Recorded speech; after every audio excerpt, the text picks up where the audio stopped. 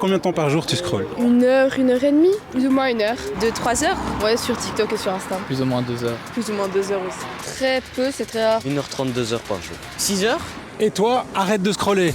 Maintenant que j'ai ton attention, ça t'est déjà arrivé? Tu lèves la tête de ton GSM et tu te dis mais qu'est-ce que j'ai fait pendant 1 heure? Parfois même t'arrives pas à lever ta tête. J'arrive peut-être pas à arrêter tout de suite. Bah, tu culpabilises un peu après ou... Ouais, c'est ça. Eh, on va blâmer personne, ça arrive à tout le monde. Moi le premier. Le problème c'est quand on ne le contrôle plus et que ça a un effet sur notre santé mentale. Tu connais le mot doom scrolling? Non, je sais pas. Non. Non. C'est un mot qu'on commence à trouver un peu partout.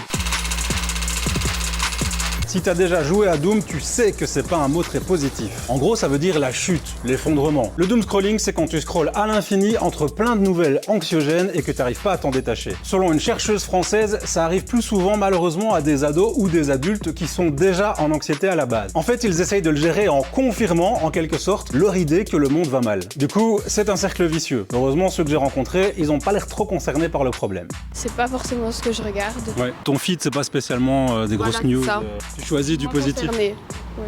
Perso, je vais paramétrer un de mes feeds TikTok avec des mots à filtrer. Ça marche pas mal. Maintenant, il existe d'autres risques pour la santé mentale. Tu te souviens de ce que j'ai dit au début? Maintenant, j'ai ton attention.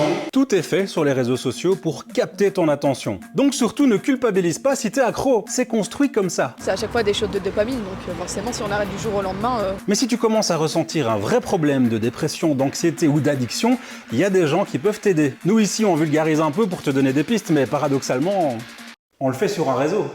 Par contre, tu peux en parler directement à des psychologues, au PMS, à ton école, ou bien simplement en parler à ton médecin généraliste. Parce qu'il est là aussi pour ta santé mentale.